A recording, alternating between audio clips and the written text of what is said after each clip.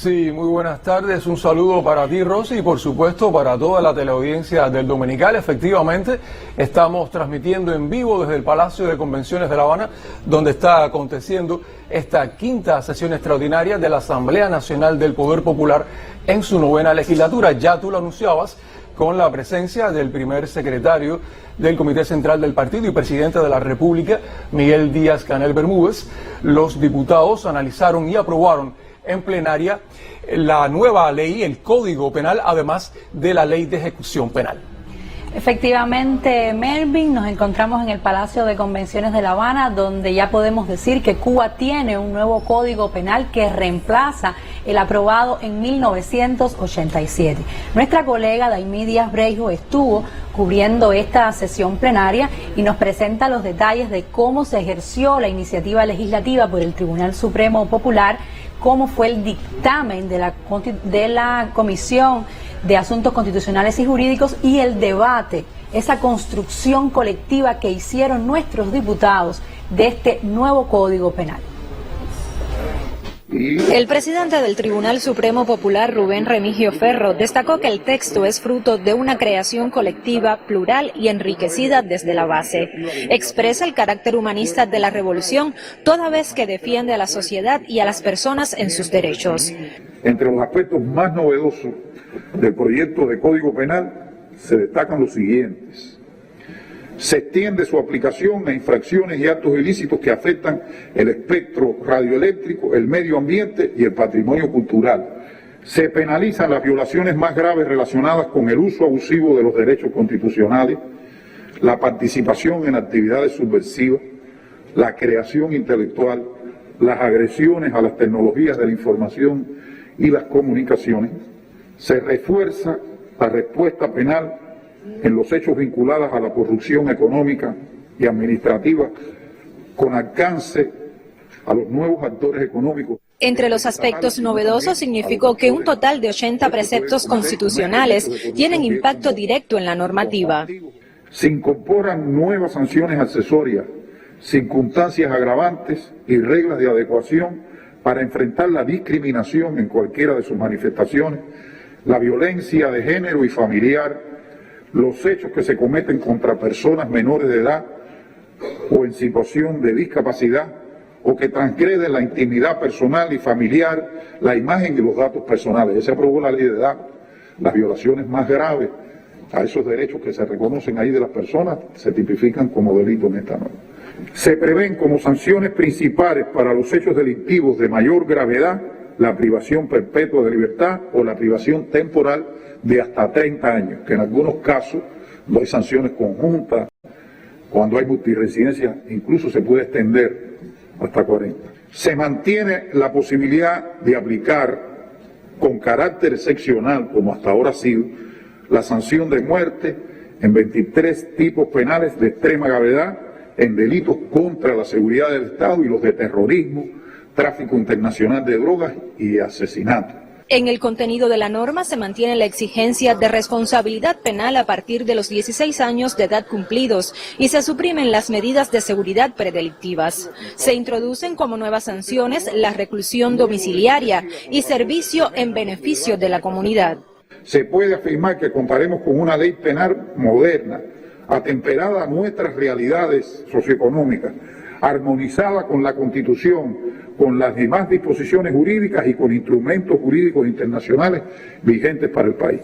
Los diputados resaltaron que la disposición normativa privilegia la seguridad y protección de la ciudadanía y refleja la voluntad de que a través del trabajo persuasivo preventivo se puedan eliminar las causas del delito, la corrupción y las ilegalidades.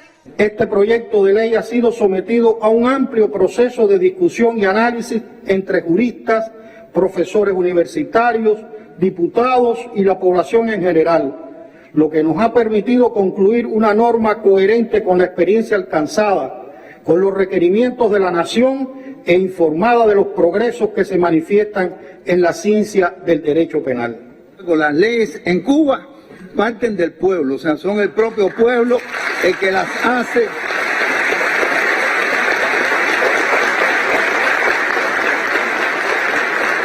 Las leyes llegan aquí después que un grupo de especialistas hacen los conceptos, pero han sido llevados al criterio popular, se escucha, y ahí se ha visto en las tablas que presentó el presidente del Tribunal Supremo la receptividad que ha habido. Estamos en presencia de un necesario e insustituible instrumento jurídico claro, preciso y entendible, que refleja en su contenido la sistematicidad y coherencia en el ordenamiento jurídico en correspondencia con el deber ser de los refrendados en nuestra Constitución de la República.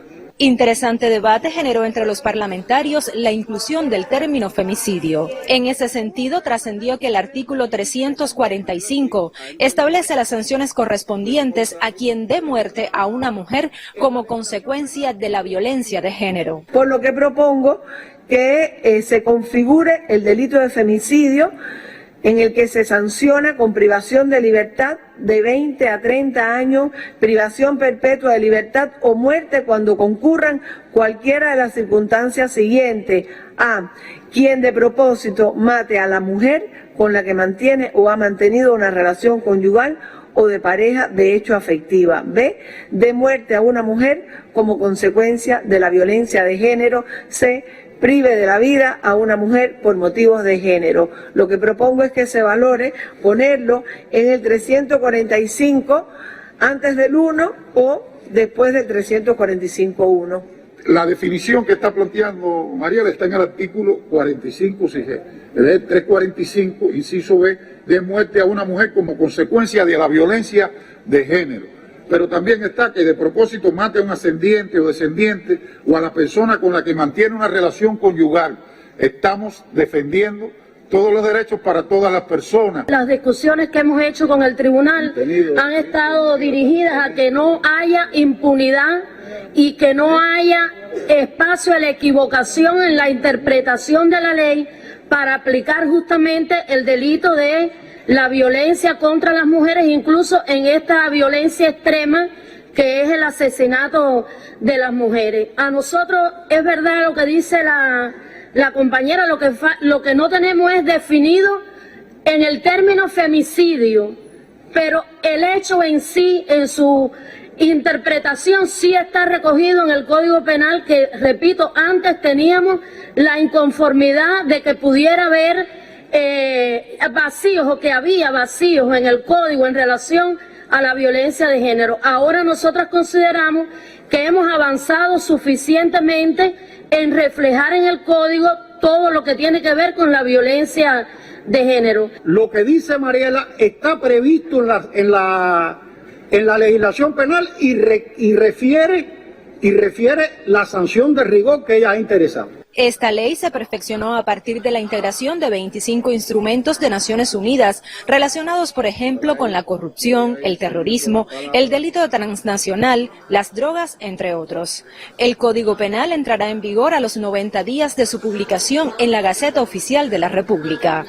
Daimi Díaz Breijo, Sistema Informativo de la Televisión Cubana.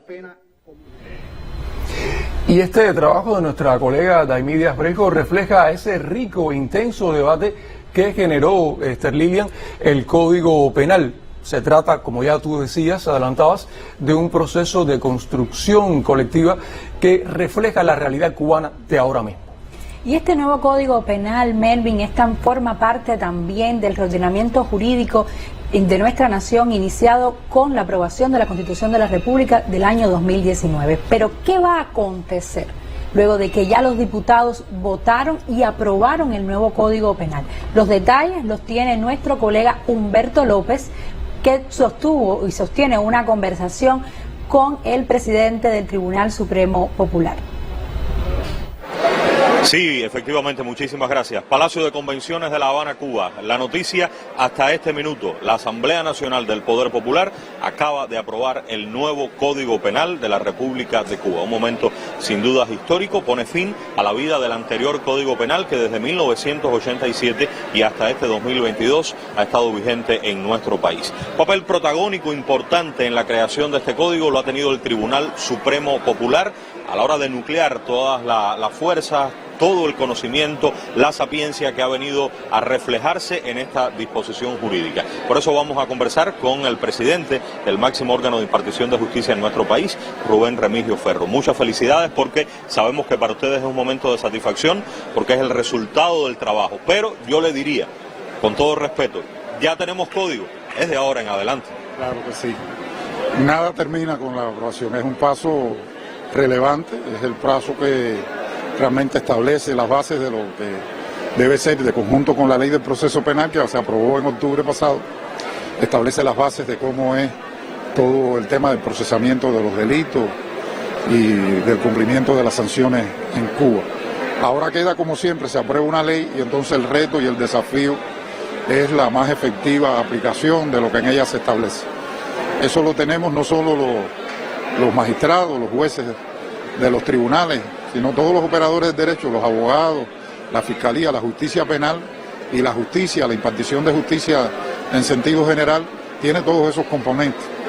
Y no cabe la menor duda, hay una disposición, es un código muy moderno, muy inclusivo, un código que está muy conectado con la realidad nacional, con la vida de nuestro pueblo, con las necesidades de protegernos de aquellos valores que son fundamentales, tanto en el orden colectivo, en el orden social, como en el orden individual. Es un código que incorpora, digamos, lo más avanzado en el tratamiento de los ilícitos de esta naturaleza en el mundo, un código que abre las posibilidades para una ponderación adecuada, una individualización en el juzgamiento y en la imposición de las sanciones, un código que apuesta además por la prevención y la educación antes que la represión. Es muy importante, da muchas posibilidades para ese tratamiento diferenciado. Y un código que también prevé las sanciones con el suficiente rigor y severidad para los hechos y las actuaciones más graves que atentan más contra esos bienes sagrados, digamos, de nuestra sociedad, la tranquilidad ciudadana, la vida de las personas, la paz social, que nosotros le llamamos también, y la estabilidad de nuestra nación.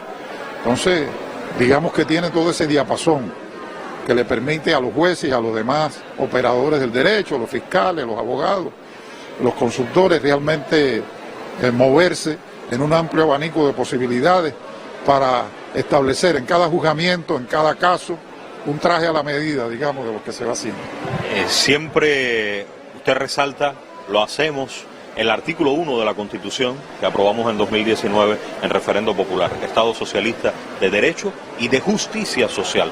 La justicia que imparten los tribunales no es la única justicia, pero sin esta justicia, sin una justicia eficiente y de contexto, sin un código penal como este, difícilmente ese artículo 1 de la Constitución sea realidad.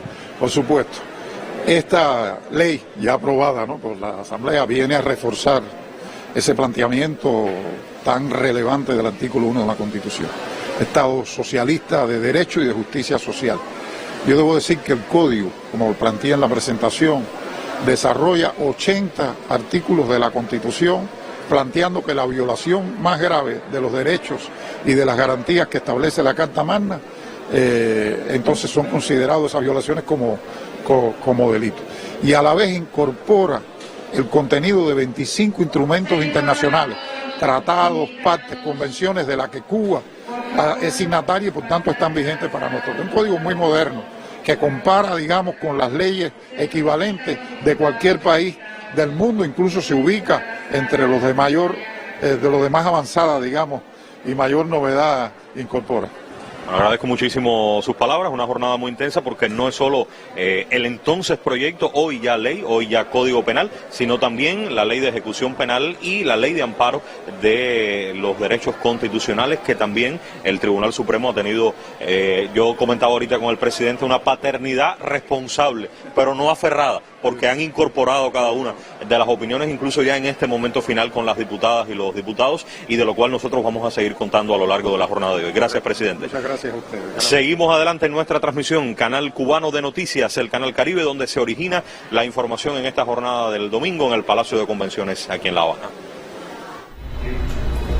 Te agradecemos, Humberto, este contacto informativo acerca del nuevo Código Penal, una normativa que atraviesa todos los ámbitos de nuestra sociedad. Y en próximas emisiones tendremos otros pormenores de todo lo que acontece aquí, desde Palacio de Convenciones, en relación con este ejercicio legislativo. Recuerden que son 8 proyectos de leyes que están siendo analizados y aprobados en 3 jornadas de esta 5ª sesión extraordinaria de la Asamblea Nacional del Poder Popular en su 9ª legislatura. Muy buenas tardes, regresamos contigo, Rosy.